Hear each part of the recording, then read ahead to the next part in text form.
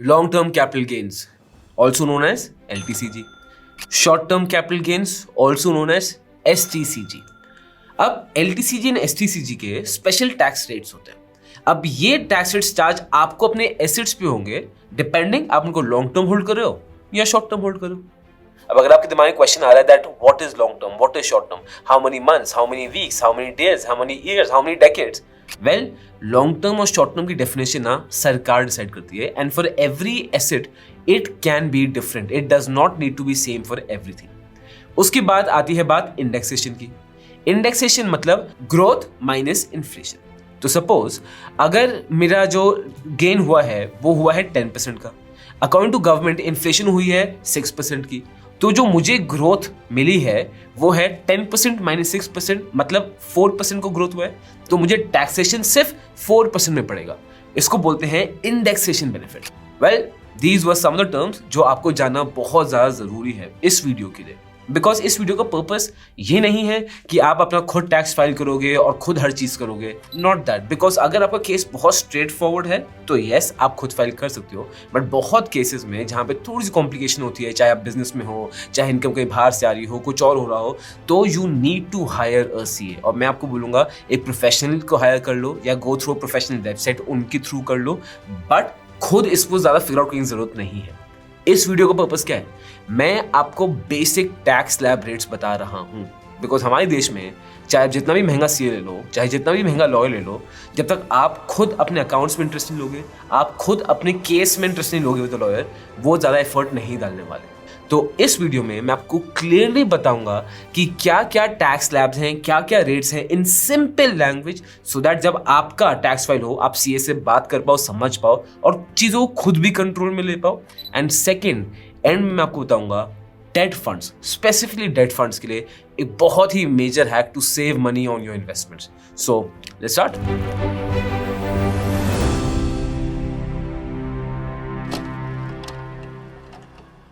एक छोटा सा डिस्क्लेमर कि जब मैं वीडियो शूट कर रहा हूं ना, बस एक महीने बाद ऑफ बजट 2025, तो जो मैं आपको बता रहा हूं ये सब अप्लाई करता है फॉर FY 25-26। अब द ओनली कंडीशन इज कि अगर आने वाले बजट में कोई रूल चेंज हो गया हो या कोई इवॉल्व हो गया हो या कुछ लेयर ऐड हो गई हो, तो वो डेफिनेटली आपको इस वीडियो में नहीं मिलेगी। तो अगर आप बाद में भी ये वीडियो देख रहे हो ना, आई वुड सजेस्ट तभी भी इस वीडियो को देख लो। क्यों? मैं आपकी base understanding of taxation in equities, in stock markets क्या होती है, कैसे होती है, वो क्लियर कर दूंगा ना, तो आगे जाके जो नए रूल्स उस समय आए होंगे शायद आपको वो समझने में भी आसानी होगी। सबसे पहले आते हैं लिस्टेड इक्विटी शेयर्स। अब इसमें anything more than 12 months is long term, anything less than 12 months is short term. तो 12 महीने क्या, एक साल के ऊपर इन्वेस्टमेंट्स है तो आप पे LTCG चार्ज पड़ेगा, एक साल से नीचे इन्वेस्टमेंट्स है आप पे STCG चार्ज पड़ेगा। अब इन इक्विटी शेयर्स जो LTCG है वो है 12.5%, बट इसमें एक छोटी सी कंडीशन है, वो है कि गेन्स अप टू 1.25 लाख आपके एग्जेम्प्ट है, इस पे आपको कोई टैक्सेशन देने की जरूरत नहीं है। जो आपका प्रॉफिट होगा 1.25 लाख के ऊपर, उस पे आपको टैक्स चार्ज होगा जो होगा 12.5% के हिसाब से। अब अगर मैं STCG की बात करूंगा इन इक्विटी लिस्टेड शेयर्स, वो है फ्लैट रेट है सर 20%, चाहे आप एक साल से कम जितना भी होल्ड करो, 1 दिन, 10 दिन या फिर सीधा 11 महीने 29 दिन, तभी भी आपको कितना फ्लैट टैक्स पड़ेगा? 20%। एंड माइंड यू, जो LTCG मैंने आपको बताया था, इस पे इंडेक्सेशन बेनिफिट, इंडेक्सेशन वही ग्रोथ माइनस इन्फ्लेशन वाली, वो बेनिफिट इसमें नहीं है। फिर आता है इक्विटी म्यूचुअल फंड्स, इसमें एग्जैक्टली सेम है, जहां लॉन्ग टर्म है 12 मंथ्स और मोर एंड शॉर्ट टर्म है 12 मंथ्स और लेस, राइट। इसमें LTCG टैक्स अगेन सेम है, 1.25 लाख तक एग्जेम्प्ट है, उसके आगे 12.5% का टैक्सेशन रेट है एंड इसमें कोई भी इंडेक्सेशन बेनिफिट नहीं है। फिर आता है STCG टैक्स जो अगेन फ्लैट 20% चार्ज होता है। फिर आ जाते हैं बॉन्ड्स। अब बॉन्ड्स में long term is again more than 12 months and short term is less than 12 months. अब यहां पे जो लॉन्ग टर्म टैक्स है वो चार्ज होता है 12.5% ऑन द इंटरेस्ट। और अगर टैक्स फ्री बॉन्ड है या पहले से बता रखा है कि इस बॉन्ड के इंटरेस्ट में टैक्स नहीं लगेगा, तो of course it is exempt from tax. फिर आता है short term holding period of bonds जो है लेस देन 12 मंथ्स। इसमें जो टैक्सेशन है वो पड़ती है according to your tax slab. तो जहां भी आप लाई करते हो with your income in your tax slab, इसमें टैक्सेशन उसी साथ पड़ेगा। अब आ जाते हैं डिबेंचर्स में।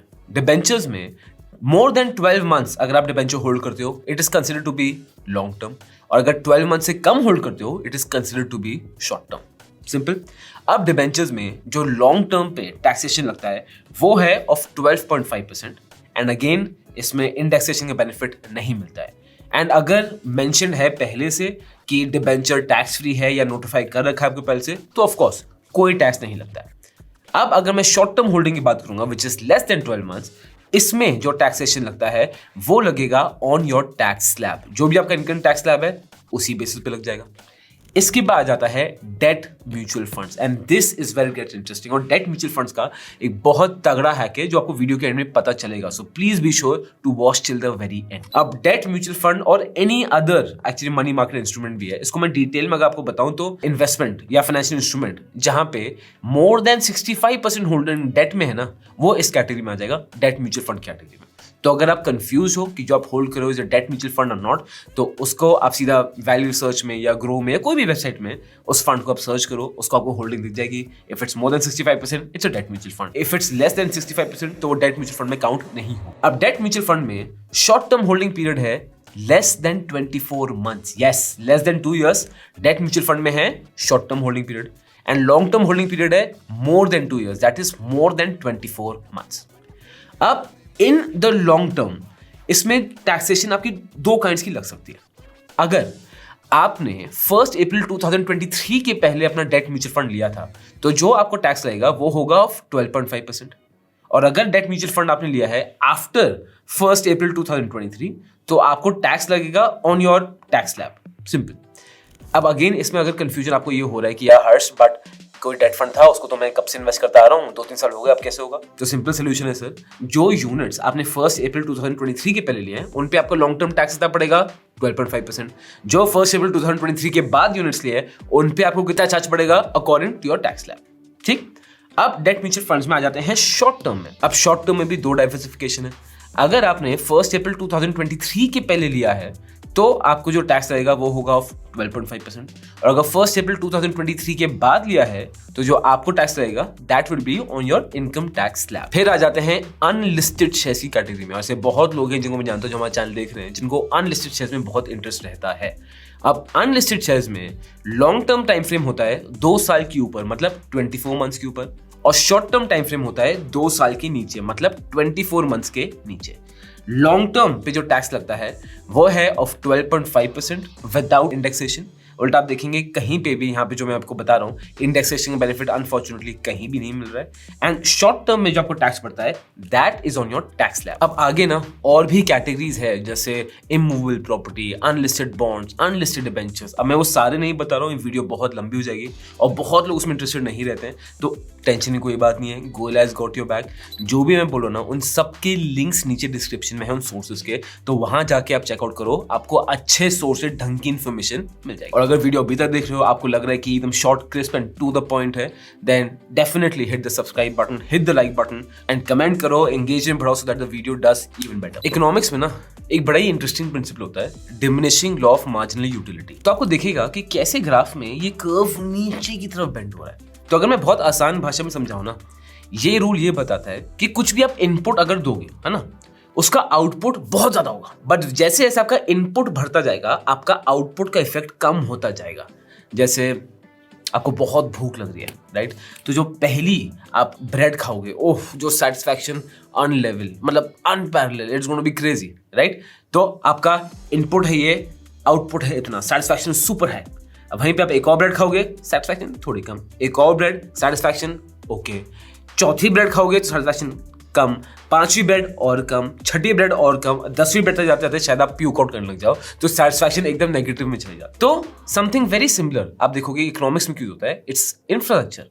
अब बोला जाता है कि इंफ्रास्ट्रक्चर में स्पेंड कैसे होता है, एक लॉ ऑफ मार्जिनल यूटिलिटी को बहुत ध्यान में रखना पड़ता है, बिकॉज जितना आप स्टार्टिंग में इकोनॉमी इंफ्रास्ट्रक्चर में पैसे डालती रहती है ना, उसका बेनिफिट बहुत होता है, बट एक पॉइंट पे अगर इंफ्रास्ट्रक्चर में बहुत सारा पैसा डल जाए उसका आउटपुट इतना निकलता ही नहीं है। जो बहुत साल पहले चाइना के साथ हुआ था, जहां पे बहुत न्यूज में था कि चाइना के हाईवेज खाली पड़े हैं, चाइना के पोर्ट्स यूज नहीं हो रहे हैं, चाइना एकदम खाली पड़ा है, बिकॉज इंफ्रास्ट्रक्चर बहुत सारा बिल्ड हो गया था, जरूरत तो थी नहीं, पैसा ज्यादा इन्वेस्ट हो गया, आउटपुट से निकला नहीं, राइट।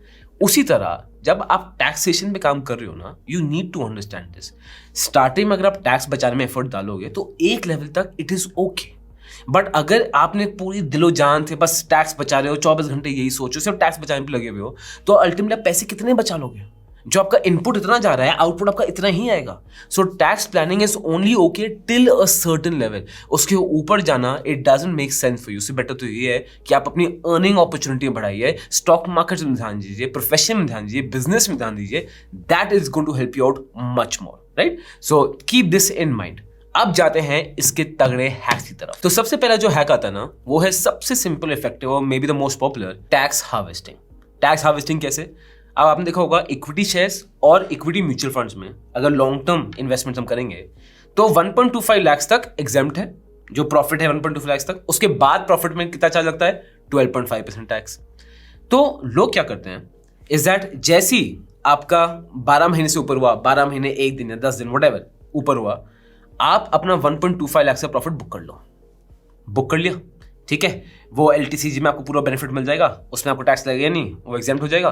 फिर दोबारा इन्वेस्ट कर दो उसी स्टॉक में या उसी म्यूचुअल फंड में जो आप करना चाह रहे हो। तो इसको बोलते हैं टैक्स हार्वेस्टिंग। अब टेक्निकली मैं आपको बताऊं, ये सब नहीं करते हैं, ठीक है, और बहुत लोग करते भी हैं, काफी लोग नहीं करते हैं। क्यों नहीं करते? अब जो आदमी साल का 80 लाख कमा रहा है या 1 करोड़ या 10 करोड़ 50 करोड़ जो भी कमा रहा है वो, राइट, आप देखिए वो ये करके कितने पैसे बचा लेंगे, ठीक है। आप 1 लाख पे कैलकुलेशन करते हैं टू मेक इट इजी। उन्होंने 1 लाख का प्रॉफिट बुक किया, तो जो 1 लाख पे 12.5% टैक्स लगता है वो कितना होता था? 12,500। तो उन्होंने 12,500 बचा लिया। अब for that person who's earning that much, क्या वो 12,500 बचाने के लिए इतनी फाइट मारेंगे? क्या does it make sense for him to do this? नहीं, राइट। और वहीं पे किसी और के लिए शायद सेंस बनेगा। यार बात ऐसी है कि लाइफ में ना कभी कभी 1 लाख भी 1 रुपए जैसा होता है, क्योंकि आप इतना अच्छा कर रहे होते हो, योर स्टार्स अलाइन, पता नहीं इसको जो भी बोलो, luck is aligned with you and things have worked out and everything has given the benefit at one point. आपको ऐसा लगेगा कि भाई मैं सब कुछ हूँ, मतलब 1 लाख 1 रुपए लगता है, ऐसे भी पॉइंट्स आते हैं। और कभी कभी लाइफ में ऐसे पॉइंट्स आते हैं कि 1 रुपए भी 1 लाख लगता है, क्योंकि सभी things are against you. So I don't know अब आप अपनी लाइफ के कौन से स्टेज पे हो, कौन से स्टेज पे नहीं हो, but this is the logic of tax harvesting. Done. अब आ जाते हैं मेजर हैक में ऑफ डेट म्यूचुअल फंड्स। अब इसमें थोड़े से आपको डाइवर्सिफिकेशन मिलेंगे, कॉम्प्लिकेटेड बिल्कुल भी नहीं है, सुपर इजी है, इसको एक बार आराम से सुनो, ठीक। सबसे पहले क्या आता है कि अगर आपने अपना डेट म्यूचुअल फंड अप्रैल 2023 के पहले लिया है या उसके बाद लिया है, आपको याद है ना पहले भी डेट म्यूचुअल फंड्स में इसमें डिफरेंट वो थे क्राइटेरिया थे, वो यहां भी कंटिन्यू करेगा। एंड दूसरा कैटेगरी आएगा कि आप अगर अपना डेट म्यूचुअल फंड अप्रैल 2025 के बाद बेचेंगे ना, you will get a tax benefit. और वहीं पे आप अपना म्यूचुअल फंड अप्रैल 2025 के पहले बेचेंगे, you will not get the benefit in both the cases. चाहे आपने अपना म्यूचुअल फंड 1 अप्रैल 2023 के पहले या बाद में लिया हो, और वही डेट म्यूचुअल फंड अगर आपने अप्रैल 2025 के बाद बेचा, आपको बेनिफिट मिलेगा, उसके पहले बेचा बेनिफिट कम मिलेगा, ठीक है। Let me explain the example. सबसे पहले बात करते हैं, अगर एक डेट फंड है, ठीक है, आपने इसको लिया है आफ्टर अप्रैल 2023, इसमें 12 लाख को आपको गेन हुआ है, कैपिटल गेन जो हुआ है, एंड मान लो दूसरी इनकम टैक्स कुछ है ही नहीं, आपका कुछ और पैसे आप नहीं कमा रहे हो, फॉर ईज ऑफ कैलकुलेशन, ठीक है। तो सबसे पहले इसमें केस आता है अगर आपने अपना डेट फंड बेचा बिफोर 2025। अब यहां पे दे देखिए, सबसे पहला अप टू 3 लाख कोई टैक्स नहीं लगेगा, फिर 3 lakh 1 rupees to 7 lakh rupees की जो इंटरेस्ट पे आपको बीजा टैक्स, फिर 7 लाख टू 10 लाख 30,000, फिर 10 lakh to 12 lakh 30,000। Total tax payable कितना हुआ? 80,000। एजुकेशन सेस ऊपर नहीं 4% का अनफॉर्चुनेटली, ये होगा 3,200। तो पूरा आपका टैक्सेबल इनकम क्या हो जाएगा? 83,200 रुपीज। ये एक सिचुएशन क्या थी जब आपने अप्रैल 2025 के पहले बेचा। अब बात करते हैं अप्रैल 2025 के बाद में बेचने में। यहां पे आपका up to 4 lakh is zero tax because वो एग्जाम्पशन लिमिट बढ़ चुकी है। फिर 4 lakh to 8 lakh 20,000, 8 lakh to 12 lakh 40,000। Total tax payable कितना हुआ? 60,000। अब यहां पे एक और एग्जाम्पशन मिल रही है अंडर सेक्शन 87 है, जहां पे 60,000 तक की एग्जाम्पशन मिल रही है, तो आपका टोटल टैक्स पेबल कितना हुआ? 0। अब आ जाते हैं दूसरे केस में, अगर आपने अपना डेट म्यूचुअल फंड लिया है बिफोर अप्रैल 2023, और मैं मान रहा हूं वही सेम मान रहा हूं, आपको 12 लाख का कैपिटल गेन हुआ है और कोई दूसरी इनकम नहीं है। अब इस वाले केस में अगर आपने अप्रैल 2025 के पहले बेचा है, तो एक बात देखिए, LTCG टैक्स आपको 9 लाख में पड़ेगा बिकॉज 12 लाख का टोटल गेन्स थे, 3 लाख एग्जाम था, तो आपके हाथ में कितना बचा 9 लाख। इस पे 12.5% इसका लगेगा जो हुआ 1,12,500। फिर एजुकेशन सेस 4,500 एंड फिर फाइनल टैक्स पेबल जो हुआ वो होगा 1,17,000। अब वहीं पे अगर आप अप्रैल 2025 के बाद बेचेंगे जहां पे एग्जेम्पशन जो लिमिट है 3 लाख से 4 लाख हो गई है, यू सी द डिफरेंस। आप देखेंगे आपका LTCG टैक्स ऑफ 12.5% होगा 9 लाख में नहीं, सिर्फ 8 लाख में। 1 लाख की एग्जेम्पशन यहाँ ज्यादा है। आपके education cess 4,000, final tax payable आपका होगा 1,04,000। अब जो मेन मुझे आपको बताना था ना वो हो चुका है, तो अगर आपका if you are happy with it, done with it, you can leave the video. But इसमें कुछ एक्स्ट्रा चीज है जिसमें I want to tell, so if you would want you can either continue to watch it, right. अब एक major चीज ना, बहुत आपको कॉल्स आ रहे होंगे, भर भर के कॉल्स आ रहे होंगे, सर ये स्कीम है 20% गारंटी रिटर्न, इतना % गारंटी रिटर्न, मतलब ऐसी ऐसी रिटर्न्स बोल देंगे। तो इनसे ना आई रियली अर्ज यू, पूछो ठीक है 20% गारंटी रिटर्न है और समझो, मतलब डोंट सी के टाइम नहीं है मेरे पास, समझिए, मैं तो हमेशा समझता हूँ, ठीक है 20% गारंटी रिटर्न है, ठीक है सर मुझे बताइए कंपनी पैसे कहाँ इन्वेस्ट कर रही है, इनका इतना रिटर्न कैसे आ रहा है, क्या प्रॉफिट है क्या नहीं है। स्टार्टिंग में वो आपको बड़े बड़े शब्द मारेंगे, कॉर्पोरेट बॉन्ड्स, अरे बॉन्ड सर ये डेट वो डेट, बट आप 2 क्वेश्चन और पूछोगे वो कॉलर खुद ही पानी पानी हो जाएगा। फिर वो आप किसी मैनेजर से कनेक्ट करवाएगा, वो मैनेजर आपको घुमाता रहेगा, इतना रिटर्न इतना रिटर्न इतना रिटर्न। फिर बाद में जब आप असल पे आओगे कि क्या है return, can you tell me the answer, वो आपको बोलेंगे नहीं सर रिटर्न तो 7% के आगे का ही है, बट उस पर आपको उस लेवल तक आपको फर्स्ट जो इंस्टॉलमेंट है उस पर आपको 20% गारंटी रिटर्न मिल जाएगा। ऐसी बातें होती हैं जहाँ पे झूठ नहीं बोल रहे हैं बट बातों एकदम घुमा के बोल रहे हैं। Something very similar in tax situation. जब भी आप टैक्स को देखते हो ना, you consider FD, you consider PPF, you consider Sukanya scheme, you need to understand tax in scheme में 2 चीजों पे लग सकता है। सबसे पहला योर प्रिंसिपल अमाउंट, कि अगर FD में आपने 10 लाख रुपए डाले हैं 3 साल के लिए तो 10 लाख का प्रिंसिपल अमाउंट है। सेकेंड पार्ट होता है इंटरेस्ट का, तो अगर 3 साल बाद उस 10 लाख की FD पे मुझे लगा लो 1.5 लाख रुपए मिल गए, तो वो जो इंटरेस्ट है 1.5 लाख रुपए का, उस पर भी टैक्स लगे ना लगे वो एक अलग क्वेश्चन है। तो जब भी ऐसे आपको टैक्स स्कीम या टैक्स बेनिफिट स्कीम, अभी बहुत टाइम आ गया वो आपको सब कॉल्स आने वाले हैं, ऑलवेज अंडरस्टैंड दिस कि क्या प्रिंसिपल टैक्स फ्री है, क्या इंटरेस्ट टैक्स फ्री है, या दोनों ही टैक्स फ्री है। जैसे if you take the case of PPF, public provident funds, या फिर सुकन्या स्कीम। अब PPF में आपको मिलता है 7.1% रिटर्न, सुकन्या स्कीम में आपको मिल जाता है 8.2% return. And by the way ये कंफ्यूजन बहुत लोगों को है, सुकन्या स्कीम ना आपको सिर्फ 2 डॉटर्स पे ही मिलता है, your first 2 daughters, and third daughter को तभी मिल पाएगा जब सेकेंड टाइम आपके 2 ट्विंस डॉटर्स होंगे, तब दोनों को सुकन्या स्कीम मिलता है। सबको सुकन्या स्कीम फैमिली में 2 डॉटर्स ज्यादा आइडियली नहीं मिलता है, इफ नॉट ट्विंस, ठीक है। अब आ जाते हैं, लोग ना PPF और सुकन्या स्कीम को कंपेयर करते हैं FD से, और बहुत बार FD के रिटर्न ज्यादा लुक्रेटिव लगता है और पैसे लॉक इन भी नहीं होते। But you need to understand this, PPF और सुकन्या स्कीम का जो main advantage is not only the interest rate that you getting, but main advantage is that उसमें बोथ इंटरेस्ट एंड जो आपका प्रिंसिपल अमाउंट है it is completely tax free. जहां पे FD में आपका प्रिंसिपल अमाउंट तो टैक्स फ्री रहता है पर उसके इंटरेस्ट में टैक्स चार्ज किया जाता है according to your tax slab. So whenever you hear things like this और कंपेयर एसेट्स, इसको दिमाग में आप जरूर रखिएगा। एंड व्हेनेवर अगर वो कॉल्स आए ना तो थोड़ा सा टाइम लो और उनसे समझो, आपको खुद पता चल जाएगा ये लोगों को कैसे बेवकूफ बना रहे हैं। एंड क्या पता वो बेवकूफ नहीं बना रहे, वो एक जेन्युइनली अच्छा प्रोडक्ट है जिसमें आप इन्वेस्ट कर सकते हो। So next time somebody gives you a call, try it out, listen to them. अच्छा, अब थोड़ी शेमलेस मार्केटिंग में कर रहा हूँ। हमारा एक नया प्रोडक्ट आया है by the name of Goila pro 7। यहाँ पे ना we want to help those people for long term invest in stock markets जिनकी इनकम या तो 2 लाख महीने से ऊपर है या फिर जिनका पोर्टफोलियो 15 लाख से ज्यादा है। सो if you fall into this category और आपको लगता है कि हम आपकी हेल्प कर सकते हैं, नीचे लिंक दिया है, go to that link, book call with us. 1 घंटे का कॉल होगा, we'll understand your problems, we'll understand your concerns, and if we can be of help to you, हम आपको बताएंगे। एंड क्या पता उस कॉल में मैं भी आ जाऊं, बिकॉज वो कॉल्स मैं और मेरी टीम भी ले रहे हैं। सो यू नेवर नो, मैं आपका कॉल पे आऊं और बहुत मजा करेंगे, बातें करेंगे। So if you interested you can check that out.